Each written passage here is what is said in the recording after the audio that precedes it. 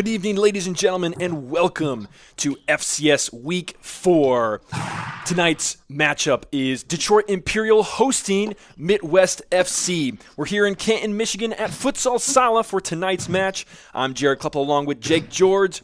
Jake, these two teams played just about a week ago, and this is Mitwest's third game in 3 days.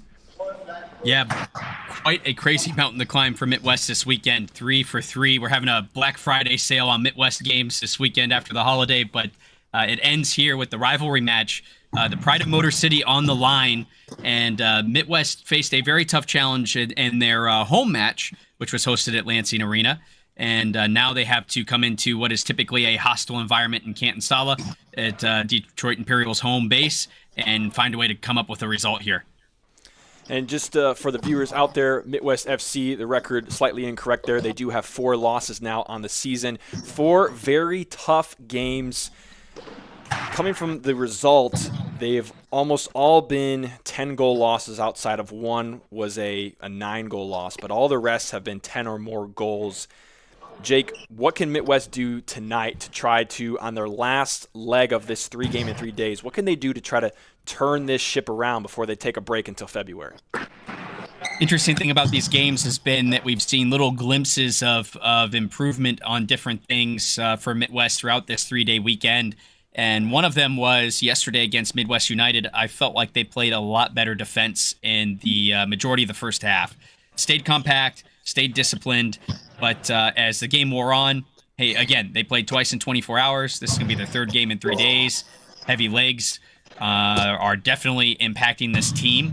This is a very trying schedule, a very interesting take on the schedule, and they're going to have to find a way to power through that tonight.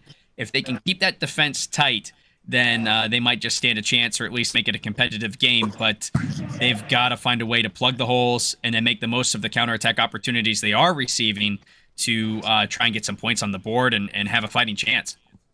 Of course, as you mentioned, third game in 3 days. The FCS do hold to a self-scheduling kind of method, so each coach is in charge of scheduling their own game. So this 3 games in 3 days, the choice of Coach Francois for Mitwest. They also have the youngest team by average age in the league. Average age is around 18 years old. They play an underdog style, defend and counterattack. They have a very data-driven approach to the game, as told by Francois. They try to evaluate their players each game, have kind of data sets that they look at. A little bit unclear as to what that is when we talk to Francois, but have to ask yourself right now, Jake, is this approach, is it working for their team? I'm not sure.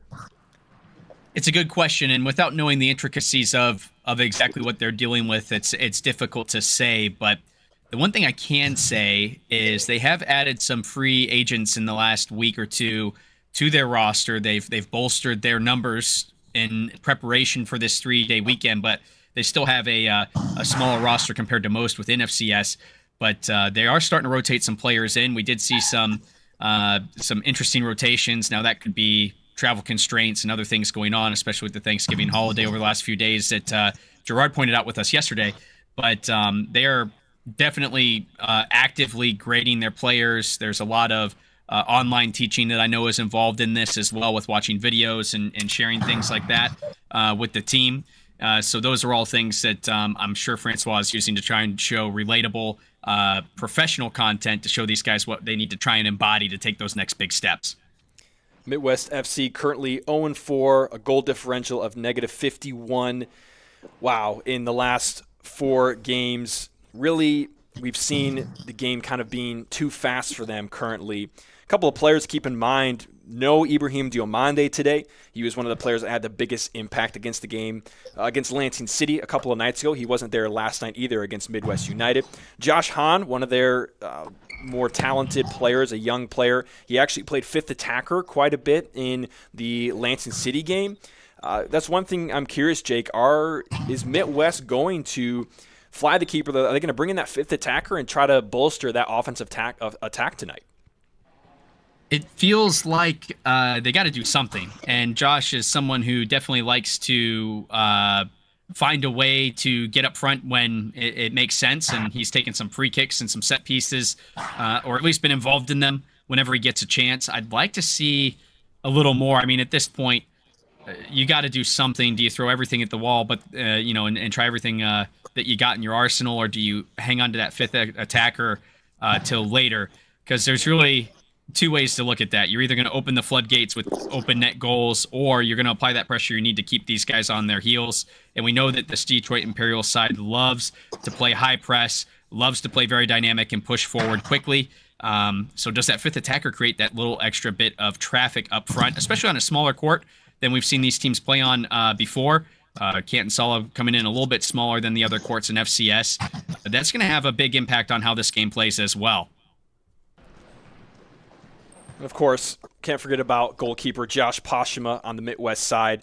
Over these last 4 games, averaging just over 20 saves, somewhere in the neighborhood of 85 saves in these 4 games. So he's faced a lot, has given up a lot, but he has saved even more. We're going to talk a little bit more about the matchup tonight in Detroit Imperial side in just a few minutes, so don't go anywhere.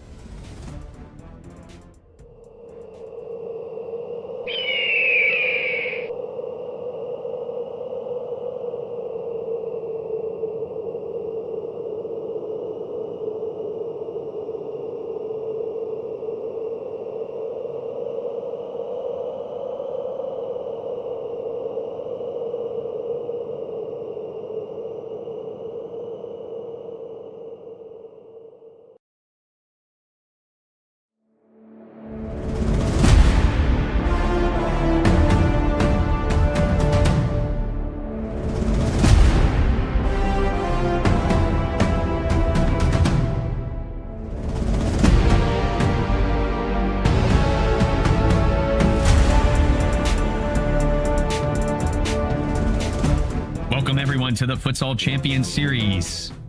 Tonight wraps up 3 games in as many days for Mitwest Futsal Club.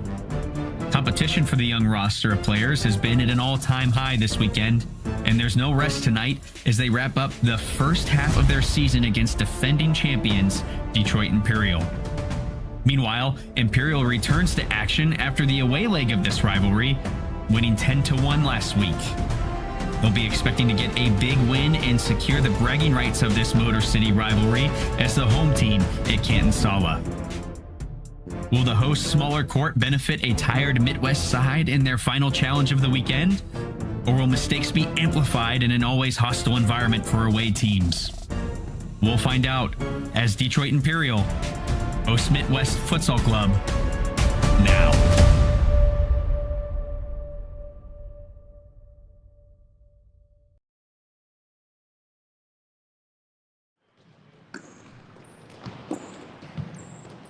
Ladies and gentlemen, welcome to Futsal Sala in Canton, Michigan for tonight's FCS match between Mitwest FC and the hosts, Detroit Imperial. Detroit Imperial currently 2-0, looking to add to their undefeated record with a third win, while Mitwest FC currently 0-4. This is their third game in 3 days. They are going through the ringer, not just right now, but all season long, Jake.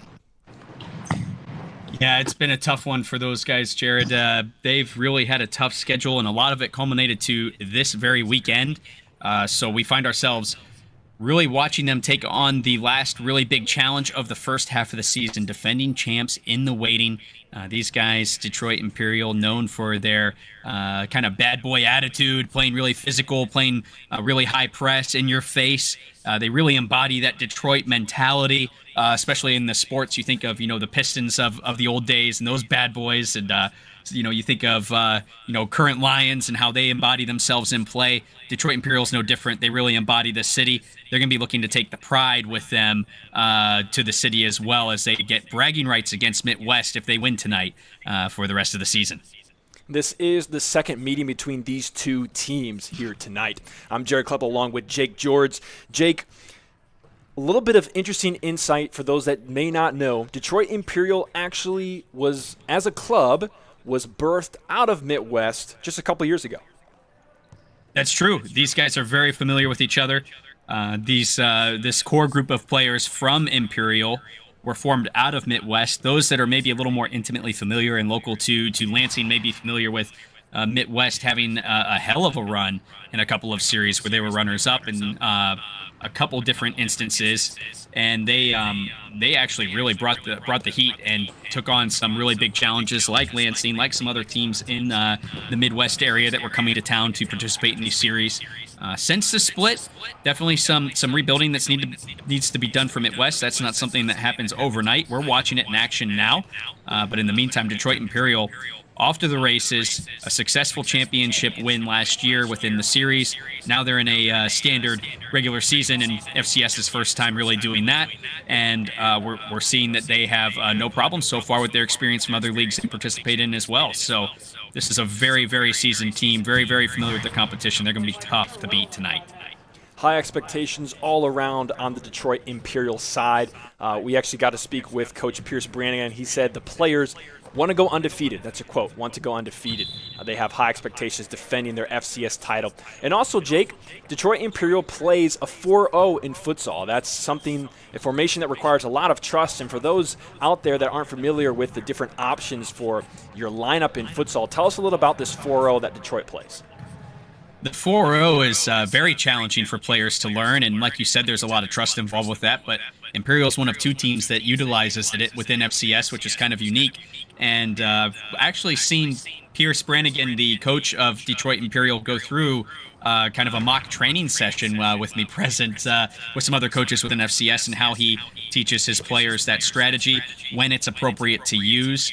And these guys really make the most of it, trust each other. These guys have a lot of experience together. They practice 4 times a week. And if you're going to take on something as challenging as the 4-0, you got to practice that often to make it right. It's a very tough ask. You got to really trust that players are going to be covering your back as you're making rotations, but still be with you to support your press. It's very, very dynamic. So hopefully we see some of that tonight, and it's showcased. Certainly a type of formation that they have grown to like, Detroit Imperial. A couple of players to keep in mind for them. First, I want to go to players that will not be here tonight. Omar Labicki and Peyton Trask. Jake, tell the viewers tonight what Detroit is missing out on by not having those two players around. Peyton has been an absolutely important and integral part of Detroit's movement so far, as well as distribution.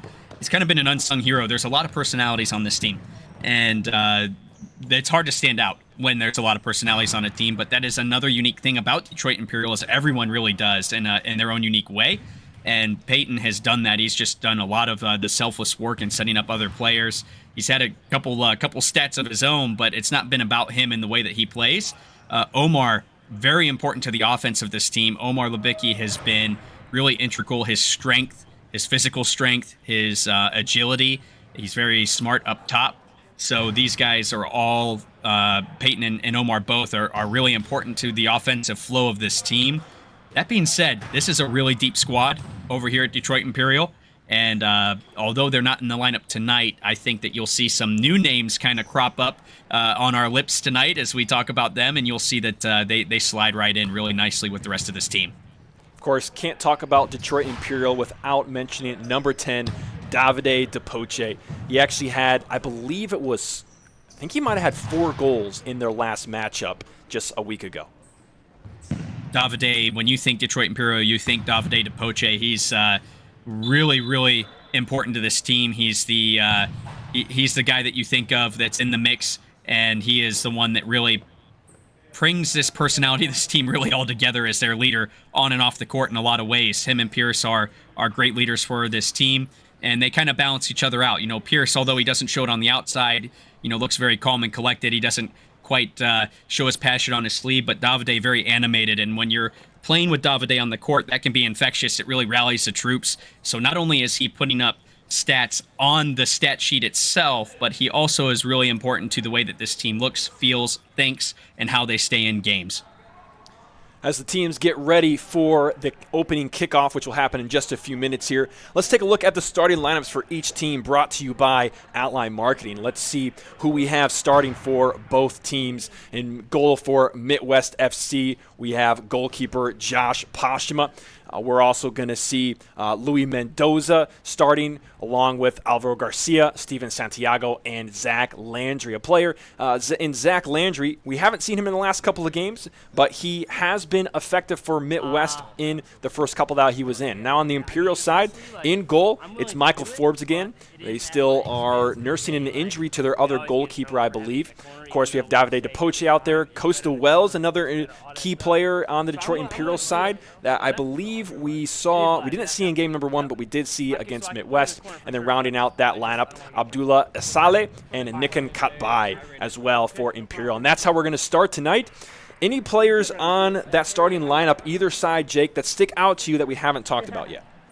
Costa Wells is back after missing out on the last match. I believe he was absent for the trip to Lansing, but he is another really important cog in this machine and brings a lot of passion as well, just like Davide does. A lot of Italian flair from Costa that you'll see on the court as we're going here. And he actually is another really big part of their offense. When we talk about, maybe not having Omar, maybe not having Peyton, this is the kind of guy I think about right off the rip that is someone that can slide right into this starting 5 and prove that there's no problems at all and we can keep things moving. Both teams now onto the court. Detroit Imperial puts the ball down, and we are off and away.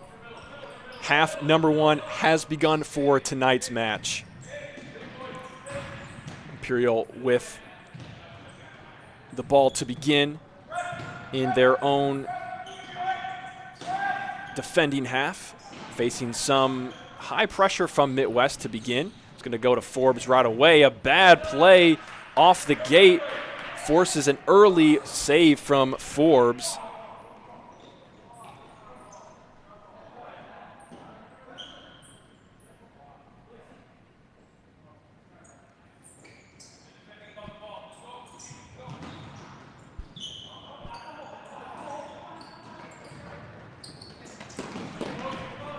Imperial with their own opportunity here. Ball up near the half line. Poche had it just for a moment, and now it's all the way to the other side. Mitwest collapsing in their zone-type defense. Able to get that one out for the time being.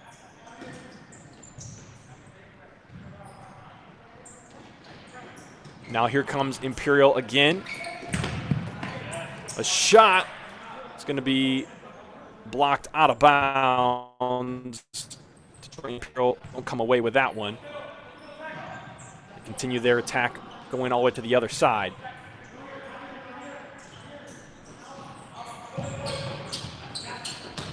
And now an opportunity to test Pashima early. That was Nikan Kabai who had the strike, but it's going to be wide.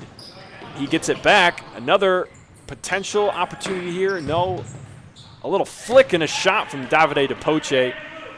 That's going to go high, not be of too much trouble for goalkeeper Josh Pashima. High press from Imperial, just like we expected as we were talking in the pre-match. And luckily our cameraman's in the right place to catch all the action because they've been just jamming it down Mitwest's throat here to start the game. Already some early comfortability shown from Davide DePoche. We saw him do that a couple of times at Lansing City, just kind of sort of juggle the ball right at the beginning of the game. Maybe a little bit of disrespect, I would say, at least this early on, but they are, this is an opponent that has been, for lack of a better term, dismantled, destroyed by teams in recent days. Mitwest going to start it off with a roll from Pashima, and he has to make another save. A couple of quick ones there. Cut by was the one attacking. Again, Mitwest finding themselves in trouble trying to build out of the back. Oh, and that one, fortunately for Mitwest, Alvaro Garcia in the right spot, saving a DePoche shot. It's going to save Mitwest from conceding here early in half number one. That ball is going to roll over the end line.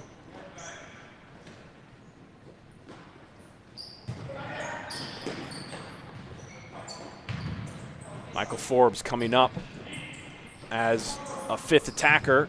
Detroit Imperial flying their keeper right now. He has it. We saw them do this in the last time they played Mitwest, but this attack is going to go nowhere. It's going to be a restart from Pashima.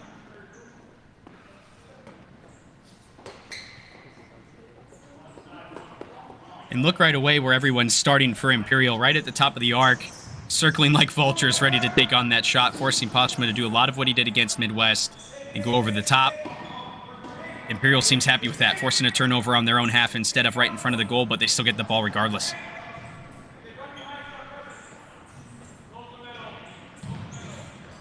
Here is Imperial trying to build out of the back. Very interesting camera angle given to us by the facility there. Provides a better angle for some things, Jake, but for some things it's pretty hard to tell over there on the far side. Yeah, not ideal. Something we're definitely working through in our first year of streaming, but of course our goal is to get you guys top quality and find a way to get back to center court. So we'll work with that and work with our production team there and see what we can do to get you guys a better angle on the action. Meanwhile, we might, depending on how things go, if the storyline of this game goes as other games have gone, we're probably in a great place to see a lot of the action, as Imperial, the last time these two teams met, was out shooting and outscoring Mitwest by quite a lot. So here's DePoche coming across the arc. He finds a teammate behind him, but Mitwest is there looking for their own counterattack. And Forbes is forced to make his second save of the night. I believe that one was on Zach Landry, who provided the high pressure, and he's already made his presence known in tonight's match.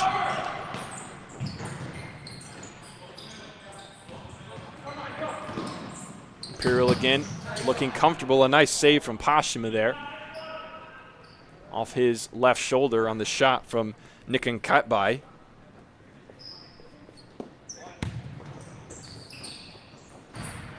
Here comes Imperial again. Quite comfortable possessing on this low press of Mitwest. And that is going to be the first goal of the night, scored by Abdul Esale. for Imperial, and they go up 1-0. There it is, roughly 4 minutes in, finding a way to get through. Mitwest need to stay tight, need to clean up things like this with a miss in their own half to create opportunities, because Imperial smells blood in the water now. You can guarantee that.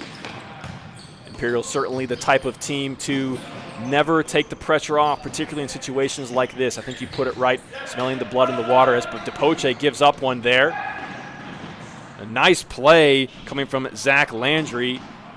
His shot's going to be blocked by the retreating Detroit Imperial, but how about that skill from Zach Landry? Really great skill all the way around, and you see Davide getting out of a little bit of trouble as well with a couple spin moves, putting guys through the cycle, but ultimately Mitwest trying to find a way to keep that pressure on and match this intensity. Going to be a tough ask 3 games in 3 days. Little spark from Zach Landry we saw right there, and even on the play previous, they've been without him the last 2 games. That might be something that, you know, if you're a Mitwest fan, something that you really love to see early in this game. A player that has been absent making his presence known and really bringing fresh legs. Is pretty much, I believe, every other player on the court right now for Mitwest, as Detroit Imperial is going to get an easy one. Davide DePoche, back post, 2-0 Detroit.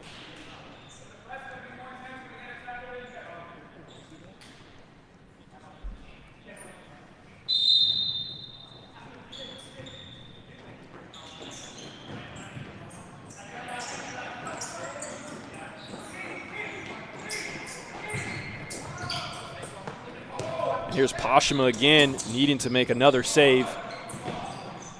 And that shot coming from Abdullah Saleh. Now Mitwest, here's Zach Landry, dribble around 2 defenders. He's still got it. Now taking a shot from half. It takes a deflection. Looks like we're going to have a corner kick for Mitwest. And up comes Pashima. Looks like Pashima might be taking the corner here. Pretty brave move, putting him all the way forward. But like we said, Mitwest needs to try something different. Maybe this is it. Maybe getting that goalkeeper nice and deep, that extra player on the offense. This time it didn't work out for him, but maybe we'll see more of it.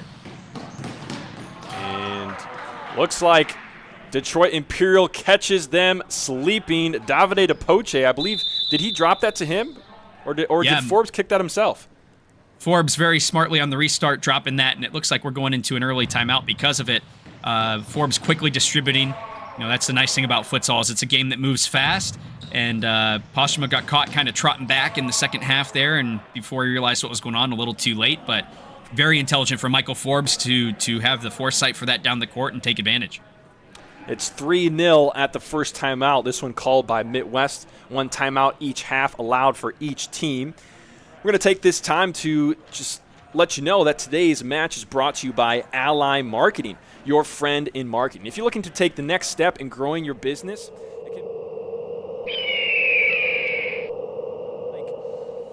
where do I go from here? And the best way that you can handle that is having a friend that knows the marketing space. That's what Ally Marketing is meant to be, your friend in marketing. They're the business partner that you've always wanted to try to grow your business. If you want to learn more, check out allymarketing.us. That's ALLY marketing.us. Ally Marketing, let's be friends, the official marketing partner of the FCS. So coming out of this timeout, Jake, what do you think is going on? I know Mitwest called this timeout, but what do you expect to hear in the huddle of the Imperial side right now? If I know Pierce, Pierce is going to be telling them that, hey, keep a level head. 3-0 is actually a dangerous place to get complacent because of the nature of this sport. We don't want to invite any comebacks from this Mitwest side. Keep the composure, boys. Stick to the plan. I'd be telling them, look, obviously we got them in a precarious spot, an early timeout in the half. They feel like they need to reset. I would be telling them, hey, you're doing all the right things. Let's keep it moving. We'll see which side takes the advantage coming out of this timeout. For the moment, it's going to be back at the foot of Forbes. He's going to distribute to DePoche early and a little flick on to Esale. And he was trying to find his teammate up near Pashima, and he's forced to collect it there. I believe Esale was looking for Ahmed Abderrahmane.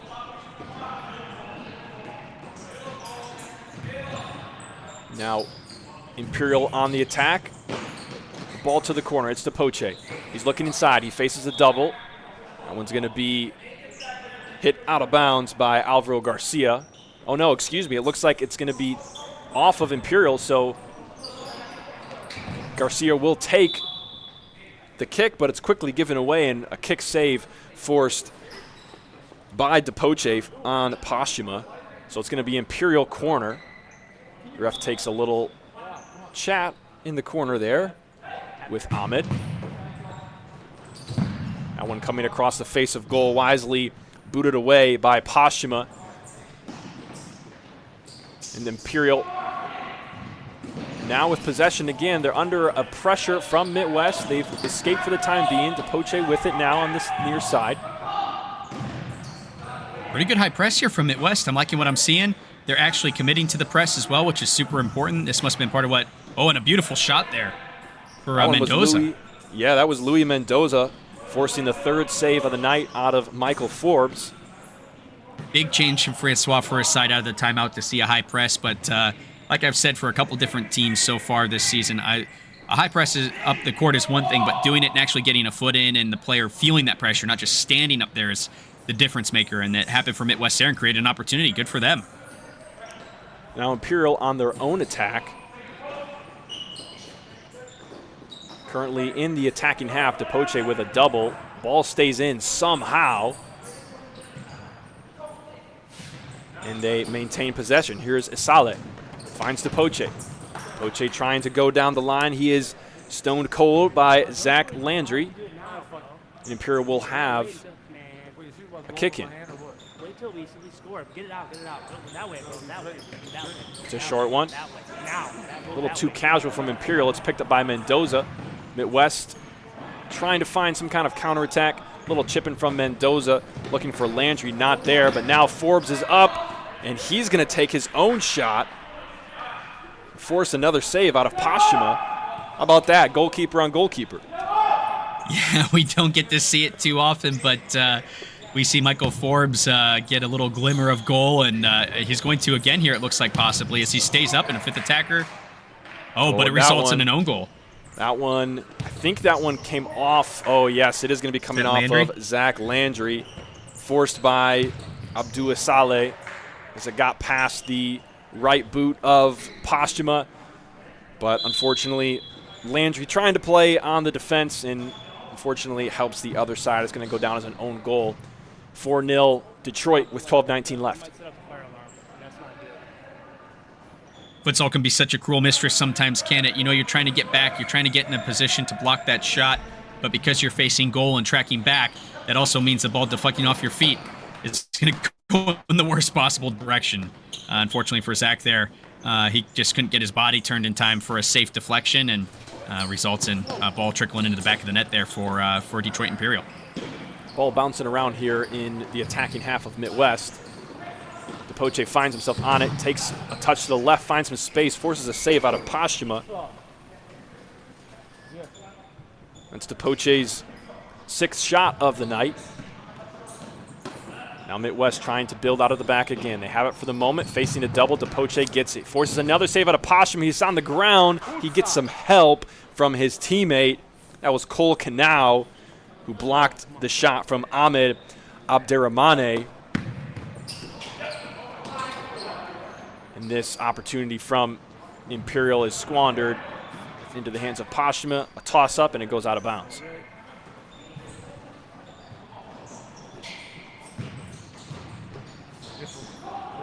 Curious to see what we are able to witness out of number 13 for Mitwest here, Sergio Barrientos. He's one of the free agents I was speaking about who signed this week with Mitwest, bringing a little bit of reinforcements this week, and I believe this is the first game we've seen him in action. So some fresh legs out there on the court for Mitwest.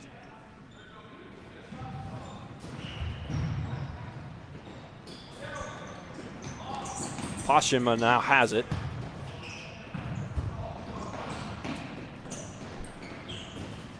And Detroit Imperial is going to take possession in Depoche near the half line. Pressed by Mitwest, they win it. No one there helping out Sergio Barrientos.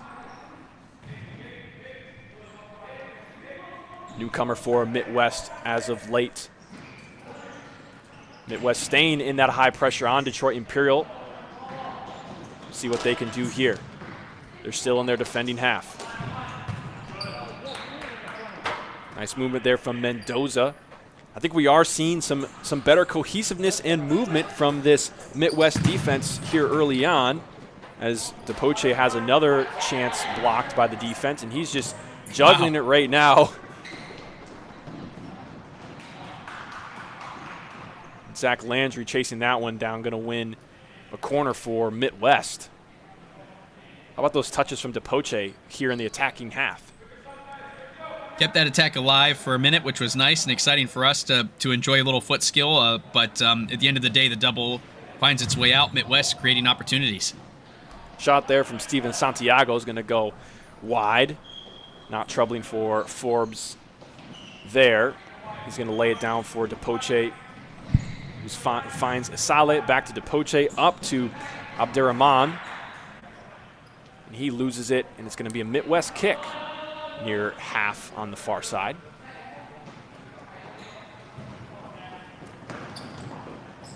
Here's Mitwest trying to build out of the back. Not a bad idea there. Combination between Landry and Mendoza. Not quite able to connect, but some promising things that we have not seen in previous matches. Yeah, we talked about it a little bit in the pregame. Mitwest has shown some interesting improvements in different things throughout this 3-game string. Now it's about just putting it all together and finding a way to grind out some better results. Nice save there from Pashima. He's forced out of net, making a sliding save.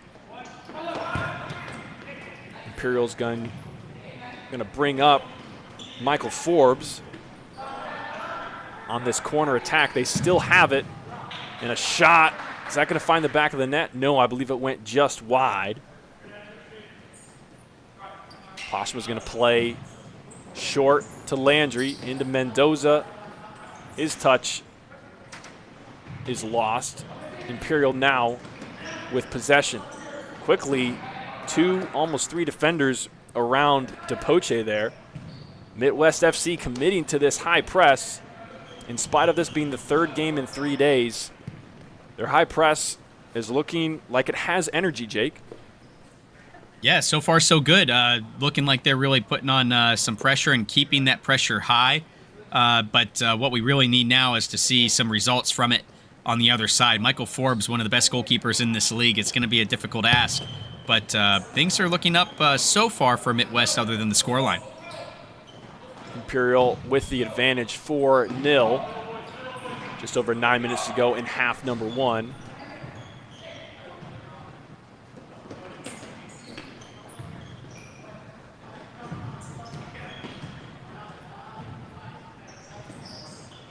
Imperial with a spell of possession here. Ends at the foot of DePoche. He looks at his options. Finds his teammate on the left side, back to him. He's dancing with it. Still dancing, finds DePoche again, and now to Dylan Clark. Back to DePoche, back to Clark, back to DePoche, and I'm not going to say that anymore. There's only so much you can do as a play-by-play commentator in futsal. The game goes so fast, at some point you got to say, everyone can see what's going on. I can't say that any longer. But here is DePoche, and now with, I believe, in the long sleeve, that's Neuer Aude, the only player we were given on Imperial without a number, and he's wearing a jersey without a number, that's for sure. Kind of looks like he forgot to take his warm-up off, but that's going to be his jersey for the night. He's looking up the court. It's going to be blocked by Louis Mendoza. Neuer was looking in the direction of Gabriele Aureliano. Imperial now have it again. Little flick on from Aureliano towards goal. It's going to be kicked aside by Postuma.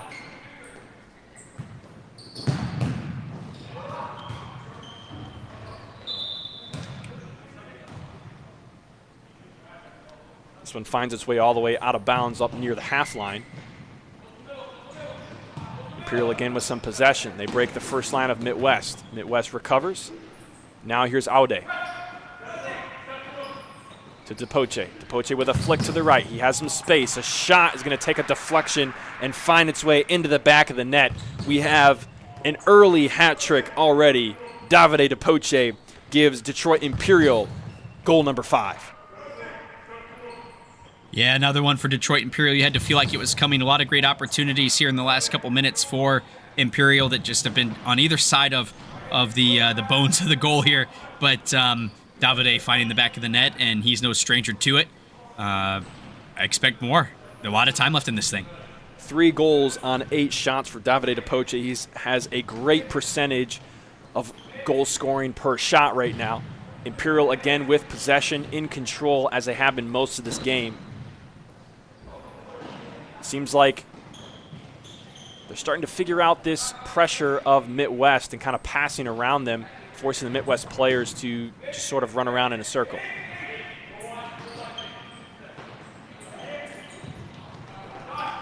Nuaraude finds Gabriele Aureliano. He's going to take his chance, but it's going to be on the outside side net. Pashma plays it short. It's Mendoza and Landry trying to find the way out. Landry ends up just needing to try to find Garcia on the far side, but we're going to have a whistle for ball out of bounds. Last touch by Imperial. Mitwest takes over. Looks like it might have hit the ceiling on that one, which is why it was maybe didn't look super clear to folks on camera. But in those instances, we just take the ball out of bounds at the point on the touch line for that kick in. Great save there coming from Pashma. He has to lay out for that one, blocking the likes of, I believe that's Gabriele Aureliano. He's got his 3rd chance of the night. All alone there, little roll, left-footed strike, as you saw right there on the replay. Pashma laying out for it. And the ball right back to him, not able to touch it because he had already restarted play. He makes another save on Aureliano. Pashma already with 12 saves on the night, and we have 6 minutes left in half number 1.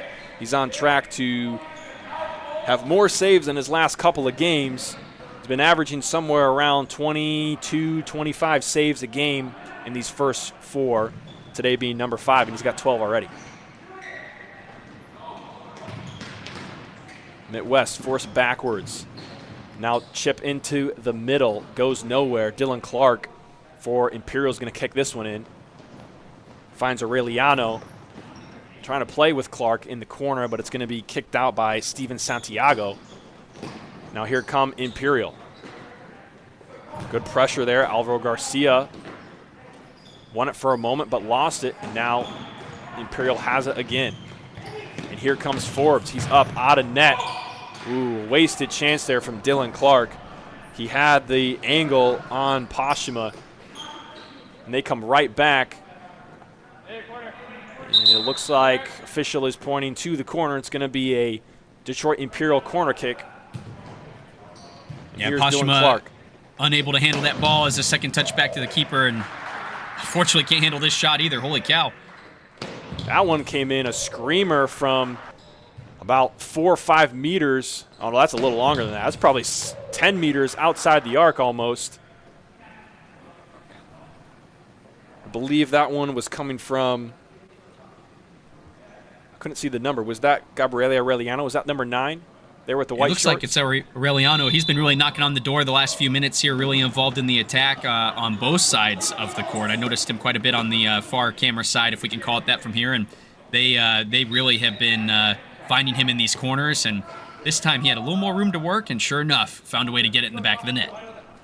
Some of the closest action you'll see all night with the restart here in the corner by Mitwest. Cole Canal sending that one all the way to Sergio Barrientos, number 13 for Mitwest.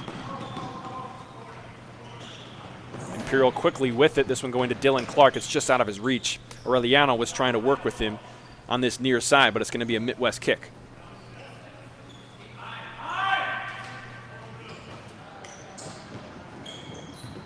Here's Garcia, takes a touch, beats one player inside, but the touch is too long. Official's going to say it got a touch of Imperial, so Mitwest will retain possession here. We'll see what they can do with it. Under high pressure from Imperial. Garcia's going to watch that one out after it hits Gabriele Aureliano.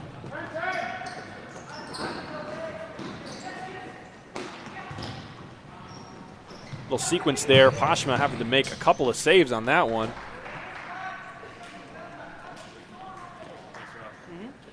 Chances coming from the far side. Nikan cut by with those chances inside the arc. Imperial have it again. Ooh. Nikan cut by. Saw that one roll past him, and he wishes he had that one back.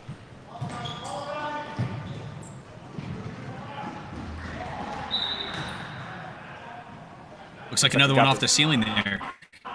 Yeah, I was going to say, look at the ceiling there once again. It's really hard to see on camera when that happens. But as Jake mentioned before, just parallel line that all the way to the sideline and a kick in by the team that did not touch it last in that case. Mitwest, now opportunity. Landry with a little flick and a turn volley. He was hoping for a touch. That one looked like it had some promise for Mitwest. But does not translate into a goal, and Imperial retains possession here with a kick-in.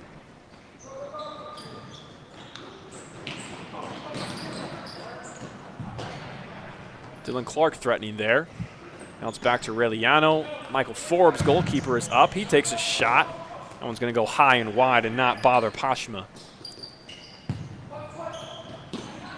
Plays it short to Landry inside. Sergio Barrientos, he loses it, and it's going to result immediately in another goal for Gabriele Aureliano. His second of the night. Goal number 7 for Detroit Imperial. Turnovers in their own third has been the story of Mitwest and their scoring woes this entire 3-day weekend. Just not enough movement out of the back. It looks like they're trying to roll out in a similar 4-1 to what Pierce instructs his guys on, but there's not enough movement off the ball, whether it be the tired legs or maybe some confusion or a lack of understanding of what the rotation needs to be. I don't know, not being in that circle, but they got to find a way to clean it up. Currently down 7 goals with about 3.5 to go in half number 1. Mitwest find themselves in another dire situation. Good play there, though, to get the ball to Landry. He's got 2 on him. He's looking for a way forward. He does win a kick-in. Up comes Cole Canal. It looks like official's going to say the kick-in belongs to Imperial. Bit surprised to see that. Surely the official saw something that I did not as Landry hits the deck. I believe that's going to be the first foul of the night. Either side goes against Imperial. Pretty deep into this match before we see our first foul, but for Imperial, they got to feel like they've not had to do too much as what their typical identity is. They've really just been cruising and flowing and a lot of great finesse plays. They've not had that really physical connection that they've needed to put their strength into this game. Ooh, and a shot there from Landry. That one near miss, just outside of the post. Forbes didn't look too concerned, but he snuck that one a little bit further to the right. Might have found the back of the net. Pashma on the restart there, looking for Mendoza. It's going to be thwarted by Clark. Out for a Mitwest kick. Landry takes it. Dangerous spot right in the middle. But Mitwest do retain possession here, and a shot coming from Landry. Is they going to take a touch on Forbes? I believe referee does say so. So another opportunity there for Zach Landry. He has been a spark for Mitwest tonight.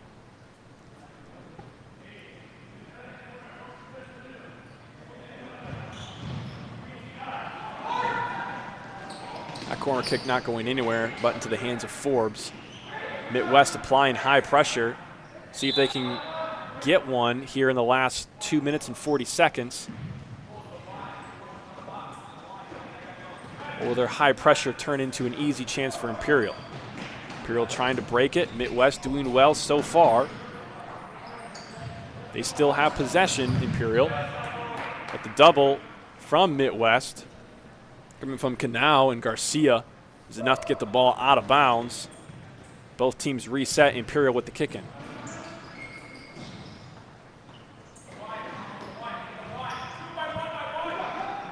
Here's Kate Bai. Good defense from Garcia there. Connects with the ball, but Imperial retained possession.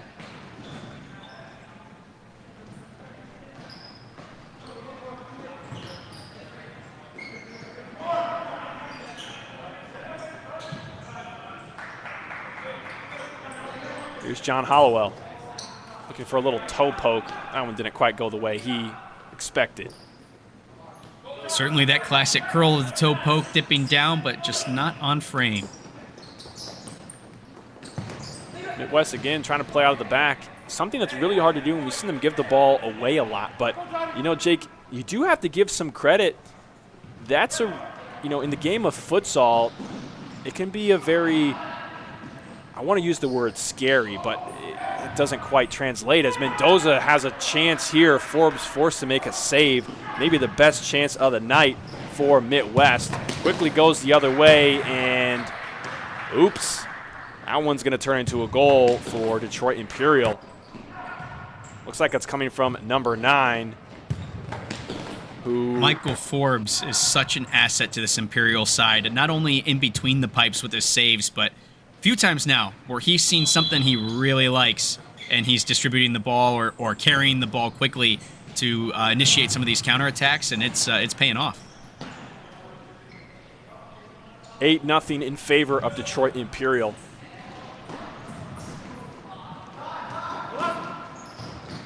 The chest here, a little poke.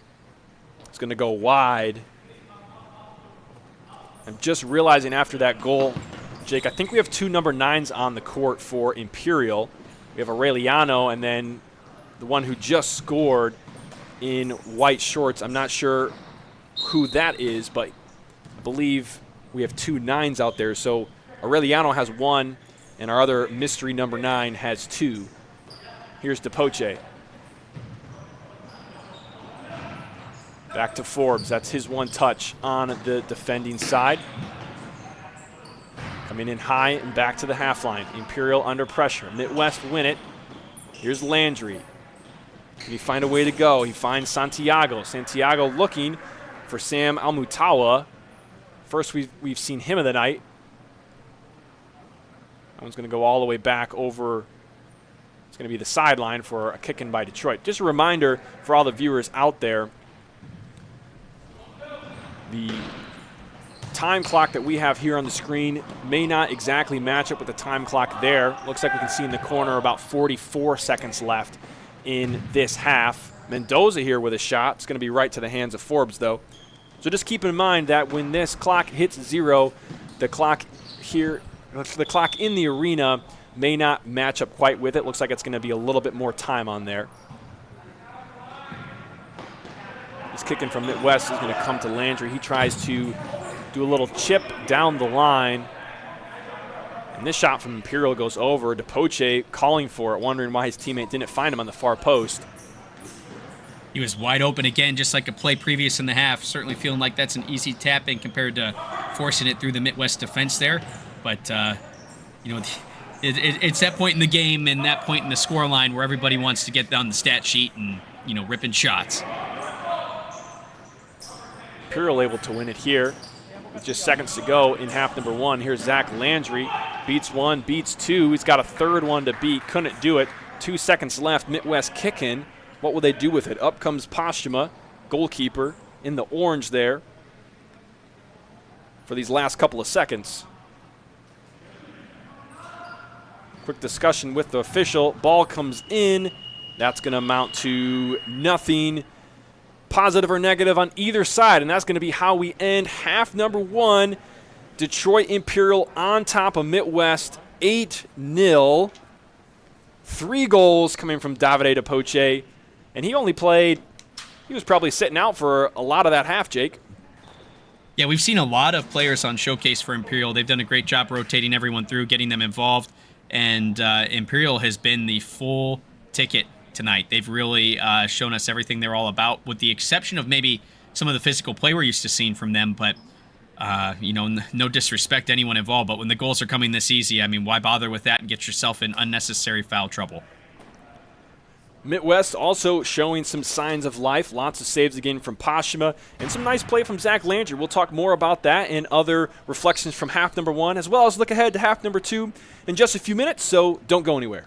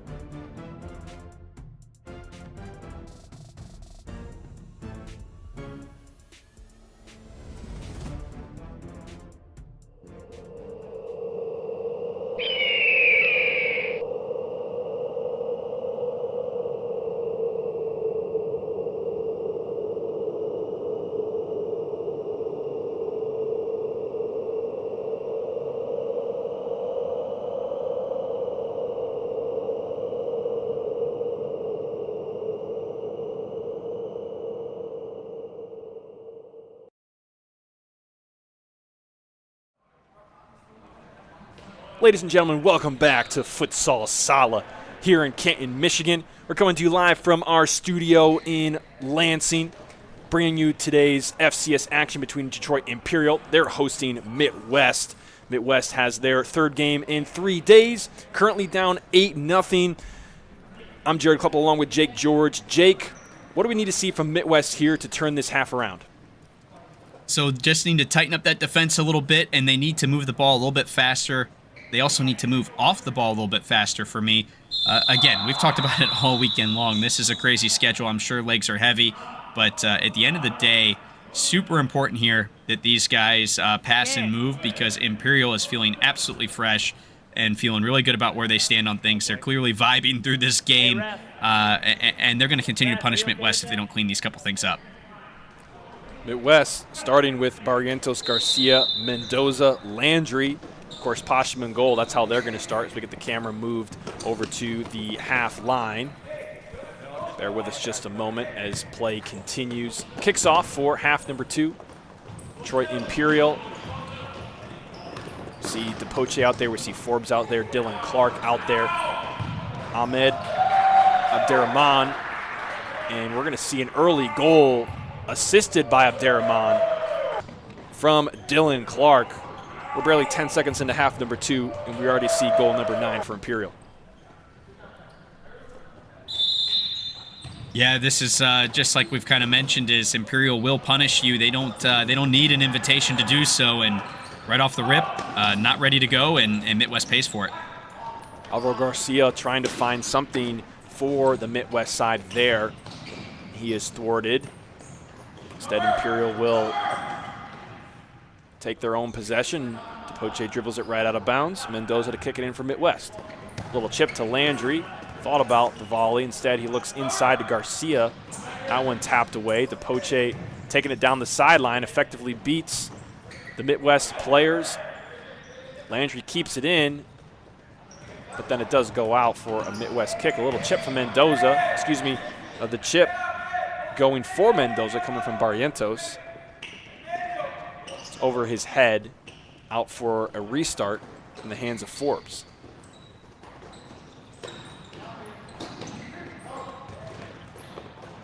Mitwest with some high press, but they got to get a foot in. They're just really letting Imperial stand on the ball, and they're going to get carved to bits through the middle if they can't figure out a way to put some pressure on up here. Clark finding DePoche on the other side.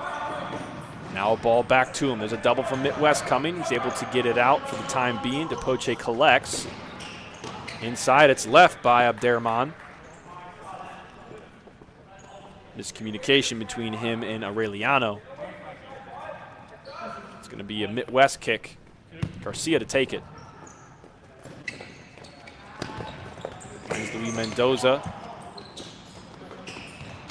He finds the Imperial squad in the middle of the court. They take over. Poche looking for a flick. Defended well from Alvaro Garcia. We're seeing some high pressure again from Mitwest here.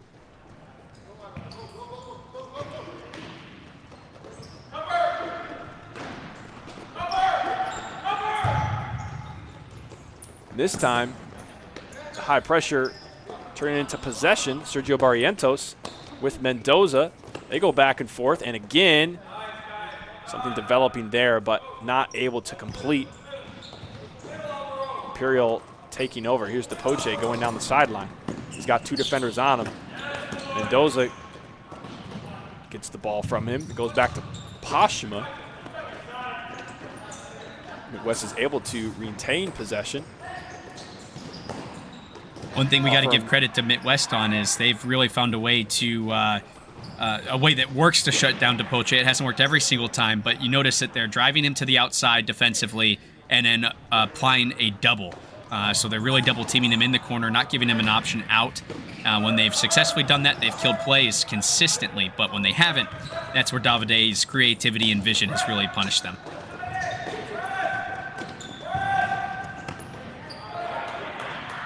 This one kicked out of bounds by Imperial. Mitwest looking to go quick. Something about that referee on the far side did not like. Perhaps a faulty kick-in, or maybe the original kick-in was not given to Mitwest. So Imperial takes over. Now diagonal ball looking for Aureliano is thwarted. Imperial retains possession. It's Depoche. A whistle. The first foul of the second half. That one against Detroit Imperial. Maybe it was a handball. I didn't quite see what that whistle was for. 17-12 left in half number 2. And that kick from Alvaro Garcia, he hit the scores table on his backswing. That couldn't have felt good.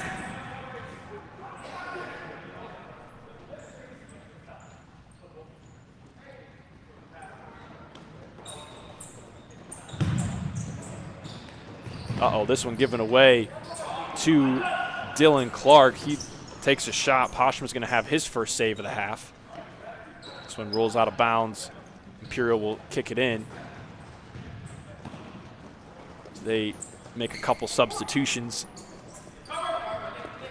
Ball comes to Forbes. He's going up. Here's Nuarawude.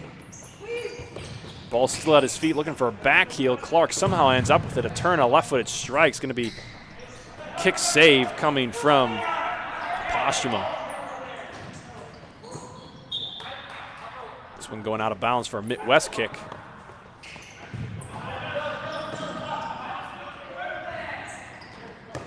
Got a player out here for Imperial with a long sleeve warm-up. You can see him in the corner with the ball there. Not in a proper kit. Looking quite out of place there, but Forbes comes up anyways, plays with Depoche, and Forbes is going to get his own goal of the night.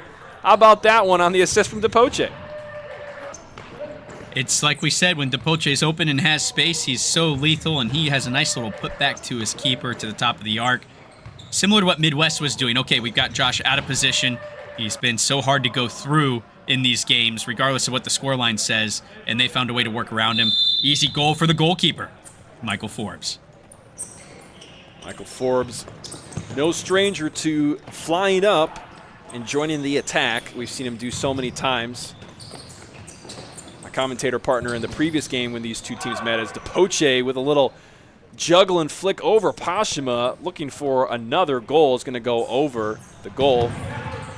But my commentating partner for the last game between these two teams said this goalkeeper fancies himself as an ala sometimes. You know, it reminds me of a couple of great players we've seen in previous leagues as well, that their goalkeepers are very versatile. Sometimes, and I don't know Michael's exact story, but sometimes we see that they're outdoor players that play in the field, so they have great footwork. But the reality is in futsal, oh, great opportunity there. Pretty header. unique little flick. Yeah, from Zach Landry. Is going to need to be headed away by the Imperial defense. I believe that's Abdul Saleh, who was standing in net to head that one out of harm's way.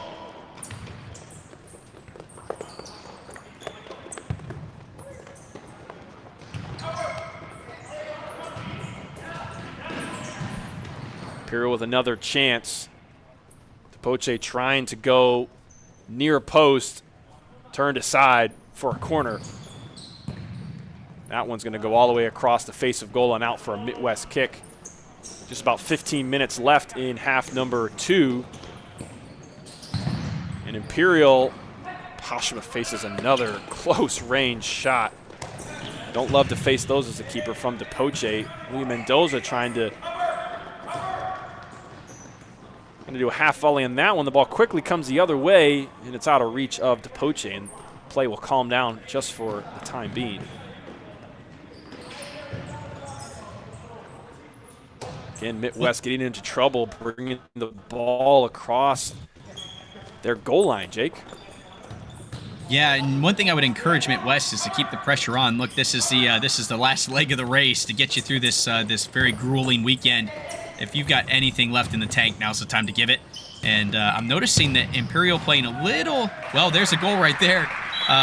But there's been instances where Imperial's played a little casually. There's chances for counters here if they can find them. That's going to be another goal for our nameless number 9. His hat trick of the night. And how about this? Goalkeeper Michael Forbes, a goal and an assist tonight. And Detroit Imperial passes the amount of goals that they scored in the previous game with about 14 minutes left to play. They have 11 now. Timeout, Mitwest. Take a breath. Yeah. How many more goals are we going to get tonight? Yeah, they definitely need to find a way to clean up these goal-scoring opportunities from Detroit. You know, when they've decided they want to press, they're pressing hard, and they're not wasting any time or steps. They're making the most of it. When Mitwest is doing really well is when they're finding those opportunities to sprint on that counter and get away. We've seen a couple of shot opportunities, maybe not necessarily the most lethal just yet, but coming. And if they can continue to do that and get some decent shots, especially Michael Forbes playing so far forward, maybe there's an opportunity for a couple quick ones. Play just about to be restarted here from center court. Looks to be Josh Hahn getting things going for the team in red, Mitwest. Their classic red t-shirt jerseys, as we've seen so many times before. Imperial with the steal here. Again, almost finding DePoche on the far post. Zach Landry had to bail them out. Where would Mitwest be tonight without Zach Landry? Even deeper in the hole, although he did have one own goal. So maybe you can't exactly say that, but he has saved a couple, and he has added probably the best chances for Mitwest of his own, as DePoche has a shot that goes wide. We talk about some of those glimmers of hope and that we've seen from Mitwest. Yeah, and there's one right on cue, putting some pressure on up top. But now they got to deal with this counter and get back quick. They do. Sam Awutawa sliding to affect that play. Ball goes over the end line. It's going to be Imperial kick. Oh, excuse me. Referee's going to say that belongs to. Is this a foul? No. Okay. Keep a restart. Had me confused for a second, and rightly so. Keeper picks it up and rolls it out for a restart. Now it's back in the possession of Imperial. DePoche on the far side. Landry kicks that one out. Here comes Noor Aude in the long sleeve. Forbes comes up. You can see him right there. His famous dreads right in front of our face. Takes a shot. That one's going to hit the back of the net. Holy cow. Back of the net the second time for Michael Forbes tonight. Dread locked in. Nylon. Goal number 12. Great rotation from Detroit. Great little footwork from Michael Forbes. You know, we started to say it earlier about maybe 2 goals ago that about the footwork of keepers in futsal, and it is absolutely necessary. Some of the most famous goalkeepers in the world can move forward like this and drive a cannon of a shot. Oh, and the post at work again for Mitwest, as we've talked about all weekend. Yeah, Abdullah Saleh going to want that one back. He had an easy one, but the assist from Davide DePoche, I guess you would say he failed to get the assist for DePoche on that one. It's going to go out of bounds off the post. Mitwest trying to find their own attack, but instead it goes out of bounds deep in Imperial territory. Forbes is going to take this kick, and he's going to fly right away, leaving an open net. Noor Aude with DePoche trying to do a 1-2 pass there. It's going to go out. Mitwest will kick it in, but they're under heavy pressure, and this is dangerous. Right in front of their own net, given away. But they do get it back. 2-on-1. Oh, a nice little control there from the goalkeeper, keeping Zach Landry at bay. How'd you like that one, Jake? You know, we keep seeing these moments. We keep seeing these great moments. Now we just need to find a way to get it all together and get ourselves a nice little goal and create a little highlight reel here. It's definitely something I want to see. I want to see a Michael Forbes highlight from this game. He's got an assist, 2 goals. That little play right there, man, he's going to have his own little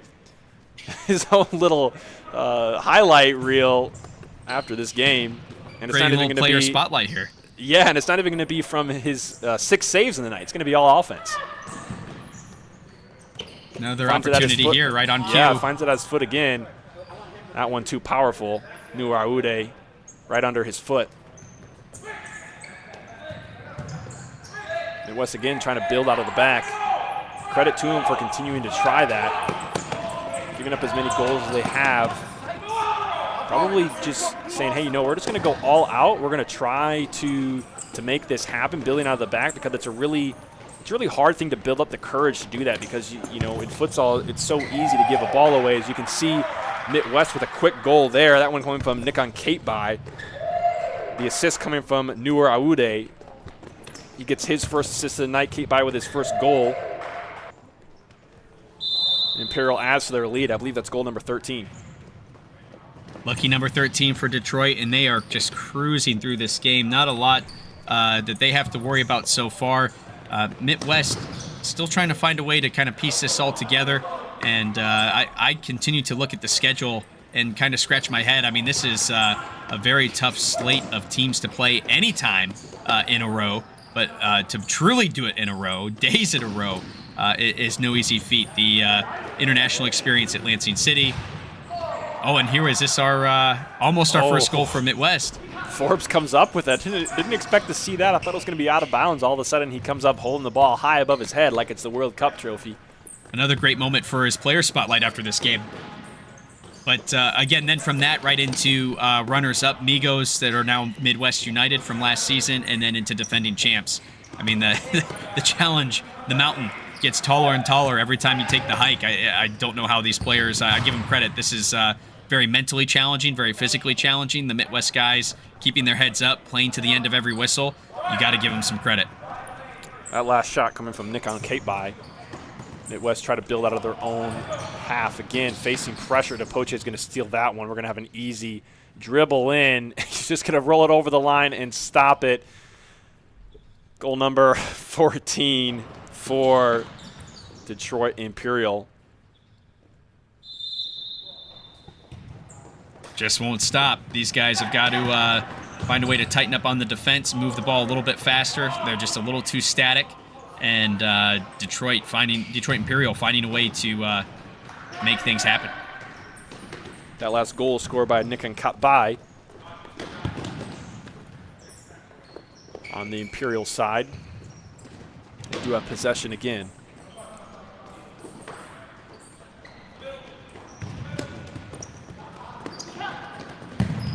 Now a shot again. Nikon Katebai. Hat trick for him. Looks like he beats Pashima near post. Quick passes, quick long passes on this short court. Detroit Imperial really feeling right at home and making the most of it, and they are putting on a scoring clinic here in the second half. 15 goals on the night for Detroit Imperial. In their previous 4 games of the season, Midwest, the most they've given up is 19. That was against Lansing City just a couple of nights ago. That was Friday night. Midwest has 10 minutes to get 4 to match that. This one's going to be mishandled by Steven Santiago. Go out of bounds for Detroit Imperial kick. Comes up to Forbes. He's flying again. Depoche up to the arc. Finding Katebai. Hollowell. Back to Forbes. Forbes takes it on his own half. Back to Hollowell. Katebai. Turns back. Hollowell. Forbes keeping that one in the attacking half, avoiding the second touch penalty. Referee might have gifted him that one. That looked pretty suspect. That was close. Is the line in the attacking half or the defending half? That's the question. Gonna have to pull the dust off my rule book. I would say it's whatever half you want it to be. Probably one of those referee discretion deals. Referee discretion, yeah. Pashima sliding around. This one going to go take a deflection. Imperial with it. Now Midwest intercept, and that ball goes directly to the team in blue. Keeper still out of net for Imperial. There he is, Michael Forbes. Poche juggling, taken over by Mendoza, and he's going to hit the deck there. Foul by the Poche after losing the ball. Something we see quite often. He loses the ball and immediately makes a foul. There's kind of a tactical foul. Would be surprised to not see a yellow. Was there a yellow on that one? We were in the replay. I think it is going to be a yellow. Looks like we got notes in a book. I would imagine there was a yellow there.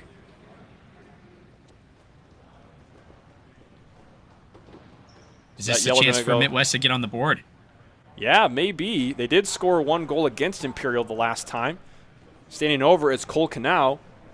He's got 2 in the wall, 1 on the back post. Forbes there. Landry's trying to wreak some havoc. 2 teammates on the other side. Goes near post. It's going to be off the wall. Corner kick for Mitwest. 9:38 to go in half number 2. Poshuma's in trouble. He's trying to get back to avoid getting scored on. Poche's shot goes wide. Mitwest playing short again to Poche there.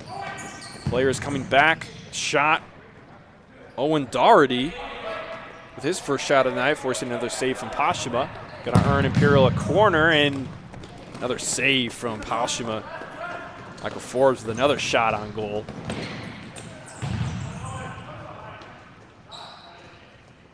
Smart delay from Forbes on getting that first touch, not wanting to set off that magic 4-second timer on his possession in his own half.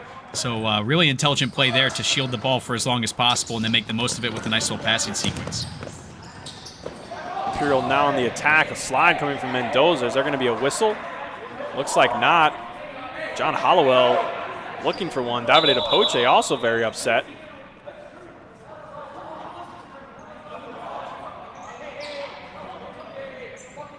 Here comes the referee from the other side. Maybe he saw something different they're going to discuss. Last thing that we want to see with a 15-goal game like this, these two teams having the history they do, to see some extracurricular break out into these two teams. And that's not something that, hate to say it, but it's not something we haven't seen from particularly the Imperial side before. Well, and it's a tough one to defend as well. I mean, we're up 15-0. It's surely looked pretty physical. I understand, defending your teammate, but let's not make a mountain out of a molehill when we're up 15 goals. Let's focus on the end game and get through these last 8.5 minutes.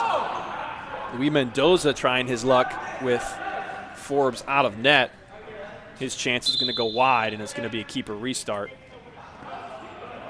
It's a big part of Detroit's identity, though, is the importance of the family atmosphere. And, when you get one of our guys, you get all of our guys. Definitely a part of their makeup. So really sticking to what they're known for in their personality, even up by so many goals. You can see their passion bleed through all the time. It's on their sleeve, and that's a perfect example of it.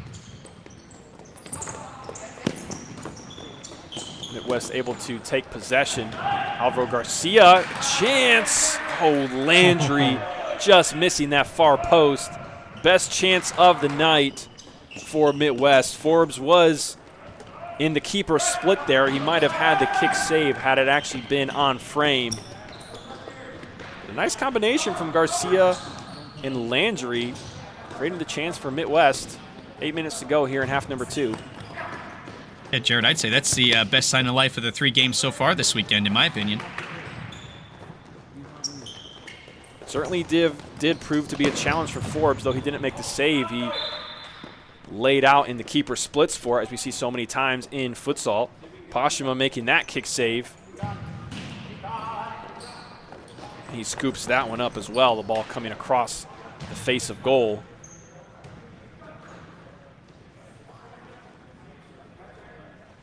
It's going to be a keeper restart on the other side now.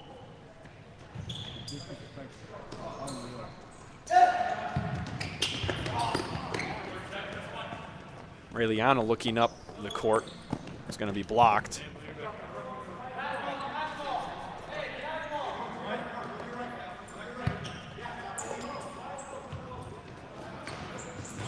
Forbes coming out of net.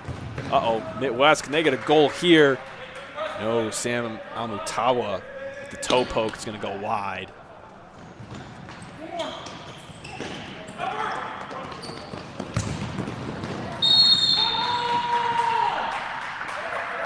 Nikon cut by, under pressure, falling to the ground, hits it upper 90. Called out an and one, if there was such a thing in futsal.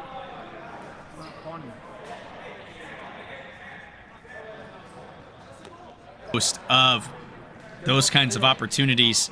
Not sure what's going on off camera here that we're missing before the restart, but so much of the opportunities that we're looking for from Mitwest to take advantage of, that's a key example of it. And they just could not make the most of keeper being out of the net and kicking it to the side, and then immediately afterwards we see them be punished for it, just like we've talked about all night long. Some kind of discussion going on between the officials and players. I think that's Nikon Ketbai. I think he was upset that there was no call there. Official trying to talk to him. He's kind of walking away. Did he get removed from the game? I think he might be removing himself from the situation so he doesn't, but lead official here, Steve Arends, really experienced in futsal and one of the best referees here in FCS, in my opinion, and I got a lot of faith that he's going to handle this situation fairly and take care of business. Kept by clearly a little fired up, and actually, are they? Oh, this is why they're fired up. The goal was not given, the foul was given. Okay. I mean, the game is 16-0 right now. I think that'll make 15. It 15. Yeah. Yeah, it is 15-0 right now, but I would also be upset at that. I mean, clearly, this is an advantage call, right? Like he's fouled in the act of shooting. The ball goes in the net. Surely that's Nikon and Pierce's plea to that lead official again is, hey, listen, that should be a rolling foul. And given after the fact, the shot was taken, it seemed at the same time as the foul to me, even in the replay when it was slowed down. I don't know why you take that away. That's an interesting call from the referee here on the close touch line. Very strange on that one. Not something you see every day in futsal, but as Jake mentioned, there is advantage play in futsal just like in outdoor soccer. The foul does have to count because of the foul count of each team. So as Jake mentioned, that would be what's called a rolling foul. And it will be added on to the foul tally at the end of the next stoppage in play, as there's a whiff there coming from Cole Canal. Posham is forced to come up and clear that one out. Just over 6 minutes to go in half number 2. Imperial up 15-0 after their 16th goal being nullified by the foul. Typically, we'd only see that come back if it was a cautionable offense. So I don't know if while we were celebrating that goal ourselves as commentators and the camera being off screen of the action of the referee on the close side, if maybe we missed a yellow card caution to Mitwest for that late challenge. But otherwise, really uncertain why that happened. And, there's a quick goal from Mitwest. Landry's going to break through finally for Mitwest. And it was pretty, too. Little behind the back, if you could say, flick with his right foot inside. He's going to roll past Forbes. Mitwest is on the board. Forbes has had a hell of a night, but it seems like tonight Landry will be ruining the clean sheet for him, if nothing else. Or do we take that away from the goal column? Is that a -1 goal for Forbes at this point? I don't think so. Maybe if it was his fault. Not. If it was his mistake, maybe I would. But in this case, I'm not going to do that to him. It's what we've talked about, though, the last 3 nights, is we're seeing these little glimmers of hope from Mitwest in their play, these moments of brilliance that come and go. If they can find a way to build a little confidence around these types of moments and build it into something special, then maybe maybe some future matches we see out of this. This one feeling pretty far and away, but maybe the future matches we see them in a little bit more and some better play. Another goal coming from Dylan Clark now. The real goal, number 16. Yes, the real goal, number 16, or goal number 17, depending on how you take a look at it. But number 16 coming for Dylan Clark. 2 for him on the night. And, Jake, we've reached the point where calling the goals can't really make it too much of an exciting thing most of the time. A lot of these are tap-ins. Very automatic for Detroit Imperial. It's those basic fundamental futsal strategies that we that we learn as kids, rotating the ball, back post tap-ins, and, poor Postuma's just been in a firing range all day long, and it is not letting up. And we got about 5 minutes more of it to go for the poor guy. He does have 25 saves on the night. He's going to add to his tally here. He is not. Instead, it's going to be a goal. Gabriele Aureliano is going to have an easy one. That's going to be his second of the night. Goal number 17, Imperial is up 17-1.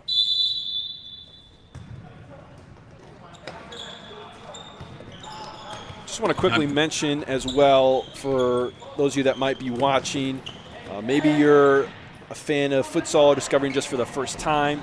Maybe you're a fan of Detroit Imperial, and this is the first game you've watched them play. In the FCS, unfortunately, this has been the story for Mitwest, the team in red. This is their 5th game of the year. Each game has been lost by a minimum of 9 goals. It's really tough. They're playing with heart, but so far this year, they just have not matched the level of play of everyone else in the FCS. So we have seen much better competitive play out of the other games in the series. Imperial even being pushed by newcomers in the league in their very first game, Jinga. Just to mention, the level of play has unfortunately been like this for Mitwest their whole season, and has not been this way for other matches in the FCS. So expect to see competitive games in the FCS coming up. We do have one this Saturday. It's an exciting one, Lansing City, as Louis Mendoza is going to try to get this one to find its way to the back of the net. It's not going to happen. But this week, Saturday, we have Lansing City hosting their first official home game inside the arena. They're going to be facing off against Midwest United. We saw them last night against this Midwest team. That's going to be an exciting one on Saturday, Jake.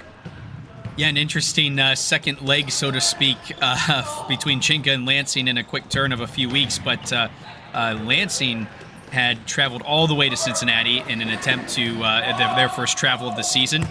And despite their best efforts and statistically winning in a lot of categories, is this a goal here as we watch on? No, they're resetting.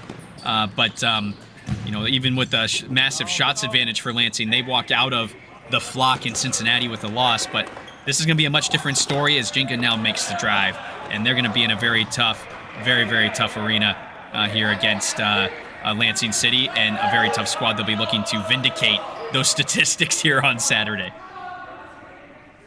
Now, just a quick thing. Maybe my notes are a little different than yours, Jake, but I had the game this Saturday, Midwest United coming to visit Lansing City. Do you have something different? Oh, you know what? I'm sorry. You're right. That is Midwest coming, so ignore everything I just said. We're gonna clip that, and we're gonna play it in a couple of weeks. As Michael Forbes is gonna hit the court here. A couple of words exchanged. Steven Santiago as he heads to the bench. Yes, I was talking about the wrong game there. I noticed Santiago mixing it up with one of the other Imperial players. Frustration starting to show. We talked about that mental challenge of this, not just the physical challenge of what this schedule has provided us, and starting to show through with a little frustration tonight. It's very tough as a team to be taking these kinds of beating over and over and over. So as we've mentioned before, to their credit, they're not laying down, they're not giving up, they continue to play. And I'm sure as players, they're only going to be better for it. They are pushed to the brim, pushed to the max. They are getting absolutely obliterated. There's no other way to say it. But I hope that it's going to turn out to be good for the players and that they become better futsal players because of it. So they continue to fight to the end here. It's Nathan Hahn, probably the youngest player on the court, just 14 years of age. As Mendoza's going to hit the court for another foul against Imperial. And Zach Landry stands over this one. See if he can find the back of the net for the second time tonight. Yeah, it says a lot of the character of the players on this Midwest side that they're, whoa, boy. Off the bar. Great effort there from Landry, and he almost gets a brace for the game tonight, but again, the bar, such a story in this early part of the season, taking away glory from players, and unfortunately, same happens to him, another victim. Landry giving the high pressure now in the corner. The double comes. Ahmed Abderrahmane is able to sneak his way out of it, get it a deflection, and it's going to be a restart from the hands of Forbes. He goes high. Is that one in the back of the net? I think it is. Looks like a chip. Sure enough. Yes, Oshima chip felt like he had to coming come out there, and he is punished for it. Indeed he is. That's going to be goal number 18. I think that might have been Ketbai who was there in net. Finishing that one on the assist from our unnamed number 9. It's 18-1 now. Detroit Imperial on top, tying the largest goal differential of the season for any team. Ooh, nearly breaking it there. The turn, the ball comes in front of net again. Pashima sliding out, trying to do anything he can to avoid conceding another goal. Just about 90 seconds left. On the other side, Forbes needing to do the same. Yeah, Forbes tracking back well, timing the run of that ball, giving his team a chance to come back as well, give him that outlet. And he's able to disperse of what is an otherwise dangerous opportunity on an open net from them playing that flying keeper tonight. Mendoza, a chip, finds the head of Landry. He looks on the inside, no one there. Now quickly down, Abdullah Saleh challenging Pashima, but it's going to be over the end line. Pashima restarts short. Here's Sam Almutawa. To Mendoza, past Landry, looking for Garcia. All the red shirts so condensed there for Mitwest. Tough to break out of your defending half altogether like that. Great header save there for Mitwest. Wow. And Pashima also diving back. I believe that was Garcia who had the header save. So this one comes up for Almutawa. He's unable to control,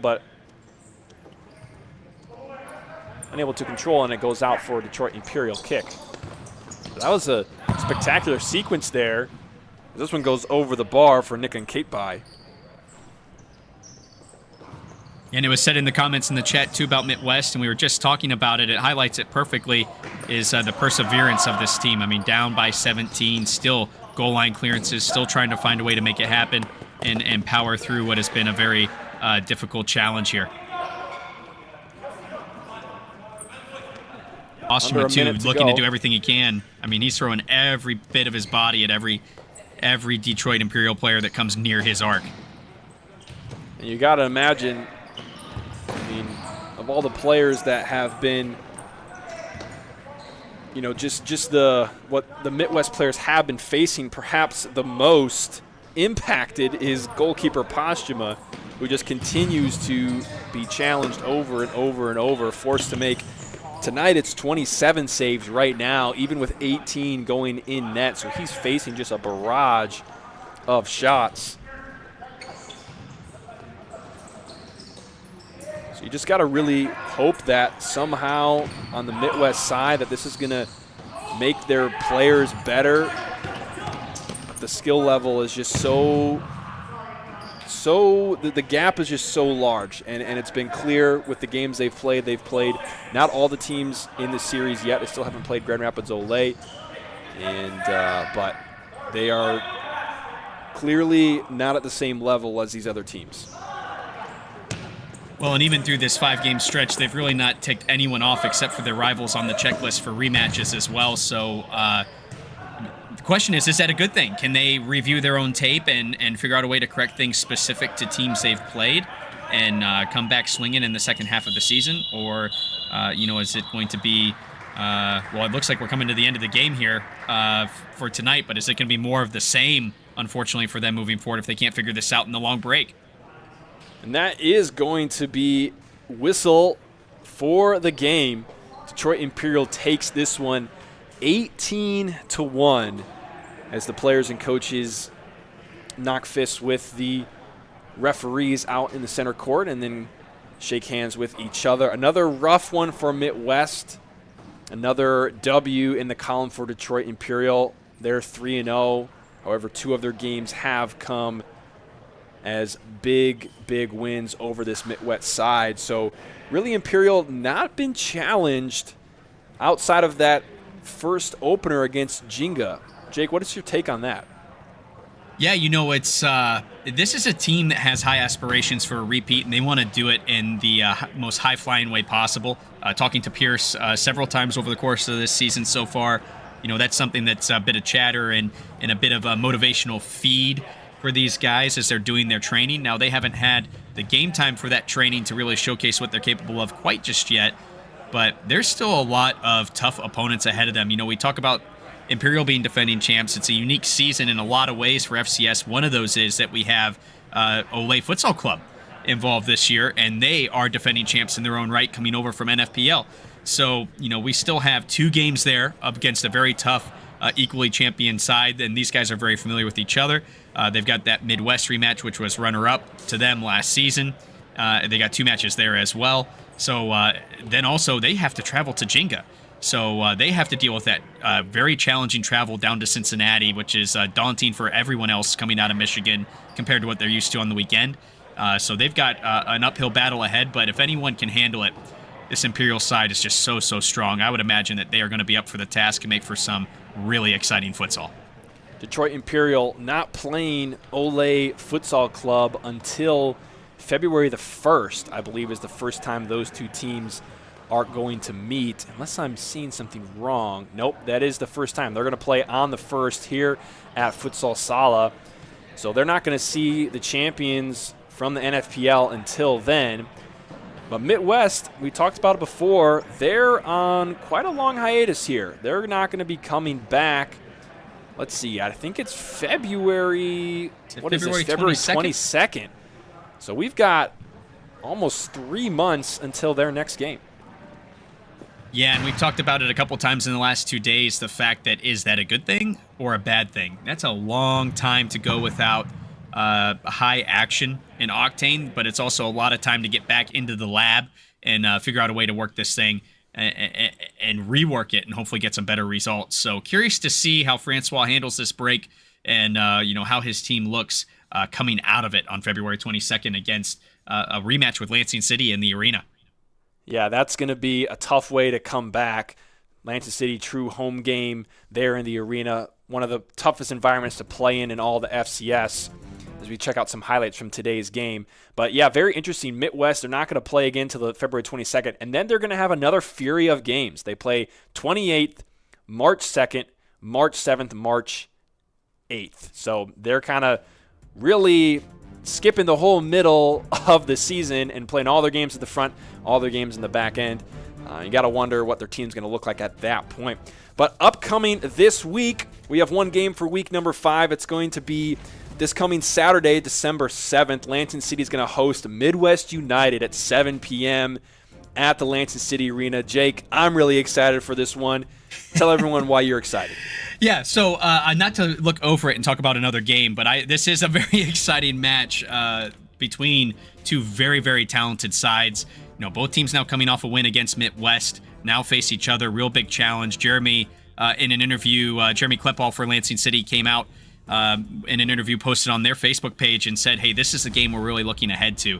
This is the one that's going to be the challenge in the next couple of weeks. So I would imagine, without talking to the Midwest players and coaches, they're feeling somewhat similar, that, hey, this is something that takes us back to the series roots, back in the arena, that very special place and that very special energy that's in there, and playing a proper game of futsal and really getting after it. And it really could be anyone's game. Interested to see who comes out of that one on top, because there's so much talent on both sides of the ball.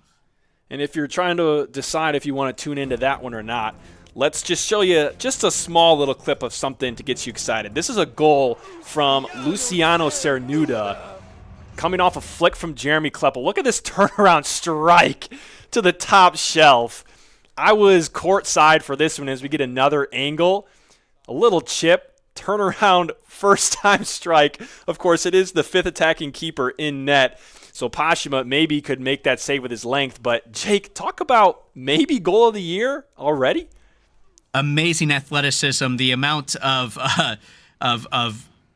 first of all, timing, patience to let that ball drop so you don't just sky it over the crossbar. Great work here. Great scoop from Jeremy Kleppel to set it up as well. And then that turn. If you guys look at this replay, I don't know if it'll be better to see from here. It is. So from the zoomed out angle, you can really see that where the plant foot is facing that corner and makes that thing happen. That's what drives those hips around and allows him to make that shot at such an awkward angle. And at the end of it, he's facing the way he's supposed to. And that's the net. Beautiful goal, and definitely an early contender for goal of the year. If not, at the end of the year, the goal of the year. And we'll have to see what kind of exciting goals we see the rest of the year. We're still very early on in the FCS as we just finished week number 4. Just to finish up today's match, a couple of stats to look at. First, we're going to talk about Mitwest FC. 27 saves for Josh Pashima. I believe that's the most that he has posted in these first 5 games for them. But on the attacking side, we've seen more shots. Not all these shots are on goal, but really we mark down anything that's kind of a legitimate chance. That's not just blown wide or high crazy. But Zach Landry, he had 11 of his own. Louis Mendoza added 5, and then 4 more across the team. This is the most shots on goal that they've gotten so far this season, Jake. Yeah, and Landry with a beautiful goal, a little bit of flair as well amongst a lot of struggle during this game. He finds a way to persevere and gets a nice little back heel, nice little back flick into the goal past Michael Forbes, and it was a cheeky little play. And as you could tell from the lack of celebration afterwards, Landry knowing there is still a large mountain to climb, but he should be proud of that goal. Another great goal for the highlight reel for us so far in these early goings of the season. And on the other side, Detroit Imperial putting together 46 shots of their own. Again, coming away with, I believe it was 18. We don't have the scoreboard up there again. 1, 2, 3, 4, 5, 6, 7, 8, 9, 10, 11, 12, 13, 14, 15, 16, 17. And then the own goal makes 18. So yeah, they come away with 18 goals off 46 shots. We do have a recorded 1, 2, 3, 4 assists across the team. A yellow card for Davide DePoche. He also had the most shots. He had, what's that, 9, 10, 11, 12 shots on goal, 3 goals and assists for him. Big night for him. Nikon Katbai with 4 goals. And then goalkeeper Michael Forbes, not only with 8 saves in the night, but he had 4 shots, 2 goals, and assists. How about that for a performance by a goalkeeper? Putting in performances in both arcs, not an easy thing to do for a goalkeeper, but Michael Forbes running forward, doing his best Luan Mueller impression from Palma Futsal in Spain, and really putting the work in on both sides of the court. What a night to experiment and try those kinds of things, I would say. But the thing about that story is Michael's done it before. He's definitely been a presence in situations like that, creating that extra man. And he's going to be walking away, even though without the clean sheet, which probably stings a little bit on the ride home. Plenty to be proud of from tonight. Some great effort from Michael Forbes, as always. So that's going to do it for tonight's action. Detroit Imperial takes it 18-1. Again, this weekend, another FCS game, the only game for week number 5. Lansing City hosts Midwest United at the Lansing City Arena at 7 p.m. You can come and watch the game in person here in Lansing, Michigan, or you can join us for coverage that will begin around 6 p.m. That's going to be Saturday, December 7th. Also, just want to let you know you can find all of our live and recorded FCS games here on the YouTube channel. You can also find us on our website, futsalchampionsseries.com. There's lots of info, some stats also on there, and the standings as well. And on social media pages, Instagram and Facebook at Futsal Champions Series. You can also follow all 6 teams on Facebook and Instagram as well. So follow your favorite FCS team and help us grow this great game of futsal in the United States. And with that being said, we're all done here for tonight. I'm Jared Kleppel, along with Jake George from everyone at FCS Live. Thanks so much for tuning in. We're looking forward to some great games coming up for FCS very soon. So we will see you in